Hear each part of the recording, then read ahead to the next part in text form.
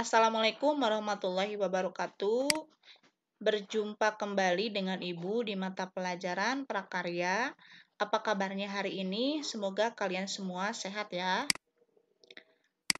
Hari ini materi yang akan Ibu sampaikan yaitu tentang proses produksi kerajinan bahan limbah lunak.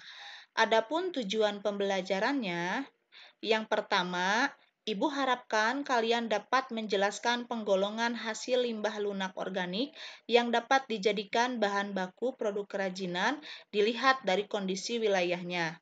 Kedua, kalian dapat menjelaskan proses pengolahan bahan limbah lunak. Ketiga, kalian dapat menjelaskan syarat-syarat perancangan benda kerajinan.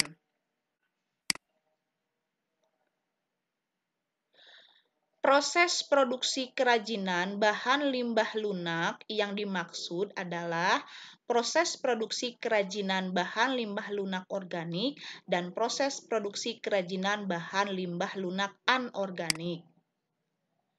Di bawah ini merupakan penggolongan hasil limbah lunak organik yang dapat dijadikan bahan baku produk kerajinan dilihat dari kondisi wilayahnya, yaitu sebagai berikut.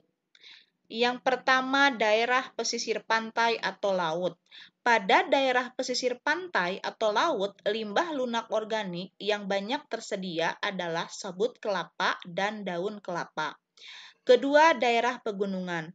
Limbah lunak organik yang banyak dihasilkan di daerah ini adalah kulit jagung, kulit bawang, kulit kacang, kulit biji-bijian, kulit buah-buahan yang bertekstur seperti salak, dan kulit pete Cina. Ketiga, daerah pertanian. Limbah lunak organik yang didapat pada daerah ini adalah jerami padi, kulit jagung, batang daun singkong, kulit bawang, dan pelepah pisang. Keempat, daerah perkotaan. Limbah lunak organik yang dihasilkan di daerah perkotaan biasanya berupa kertas, kardus, kulit telur, kayu, serbuk gergaji, dan serutan kayu. Proses pengolahan bahan limbah lunak secara umum sederhana. Pengolahan dapat dilakukan secara manual maupun menggunakan mesin.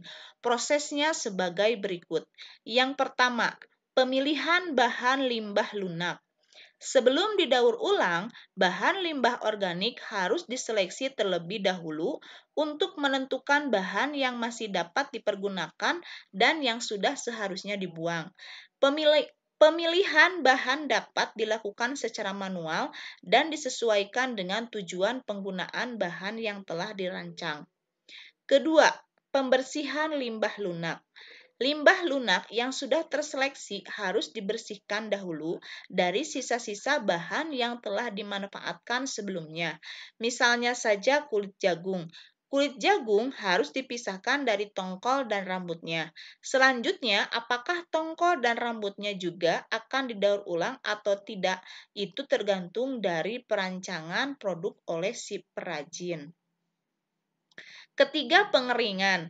Bahan limbah lunak yang sifatnya basah harus diolah dengan cara dikeringkan di bawah sinar matahari langsung. Tujuannya agar kadar air dapat hilang dan bahan limbah dapat diolah dengan sempurna. Keempat, pewarnaan bahan limbah lunak. Pewarnaan bahan limbah lunak yang sudah kering merupakan selera. Jika dalam desain diperlukan bahan limbah yang diberi warna, maka bahan limbah perlu diwarnai terlebih dahulu sebelum diproses sebagai produk kerajinan. Proses pewarnaan yang umum dilakukan pada bahan limbah organik basah adalah dengan cara dicelup atau direbus bersama zat warna tekstil agar menyerap.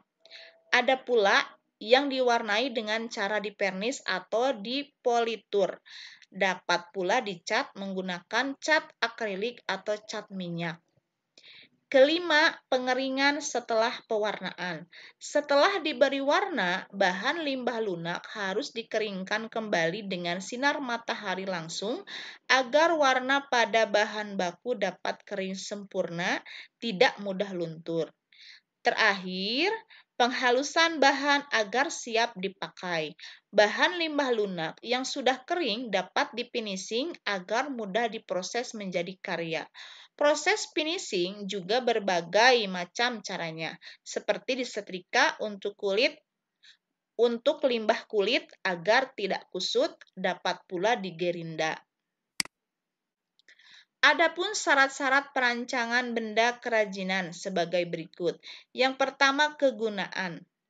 Benda kerajinan harus mengutamakan nilai praktis, yaitu dapat digunakan sesuai dengan fungsi dan kebutuhan. Contoh, mangkuk untuk wadah sayur. Kedua, kenyamanan. Benda kerajinan harus menyenangkan dan memberi kenyamanan bagi pemakainya. Contoh, cangkir didesain ada pegangannya. Ketiga, keluasan. Benda kerajinan harus memiliki keserasian antara bentuk dan wujud benda dengan nilai gunanya. Contoh, sepatu sesuai dengan anatomi dan ukuran kaki. Keempat, keamanan. Benda kerajinan tidak boleh membahayakan pemakainya. Contoh, gelas dari batok kelapa harus mempertimbangkan komposisi zat pelapis atau pewarna yang dipakai agar tidak berbahaya saat digunakan sebagai wadah minuman. Dan yang terakhir, harus ada keindahan. Benda indah mempunyai daya tarik lebih dibanding dengan benda biasa-biasa saja. Keindahan sebuah benda dapat dilihat dari beberapa hal, seperti dari bentuk, hiasan atau ornamen, dan bahan bakunya. Silahkan oleh kalian kuisnya dijawab di kolom komentar. Bagi kalian yang belum menjawab kuis-kuis materi sebelumnya, oleh Ibu ditunggu ya. Alhamdulillah untuk hari ini dicukupkan sekian. Terima kasih dan semoga bermanfaat. Jangan lupa di like, komen, dan subscribe ya. Wassalamualaikum warahmatullahi wabarakatuh.